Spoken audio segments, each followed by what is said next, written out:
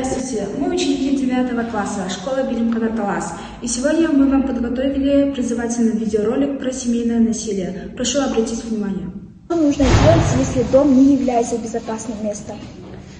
Дом, по сути, это место какое, например? Это защита. Это такое место, где мы чувствуем себя в защищенности, и это наша первая защита от всего.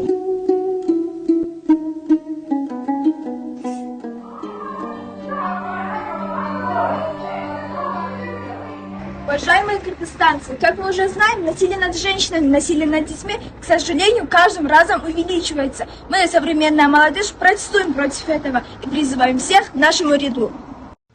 По данным МВД Кыргызской Республики, только за 2020 год было зарегистрировано более 8 тысяч преступлений, совершенных в отношении женщин и несовершеннолетних. Реальная статистика гораздо больше. Насилие зародилось еще с древних лет. Я считаю, что в нашей эре насилие больше не пригодится, ведь в нашей эре нужен лишь ум. Я считаю, что сила больше не нужна. Мы против насилия. Мы против насилия.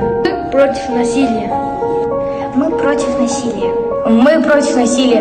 Мы против насилия. Против насилия. Мы против насилия.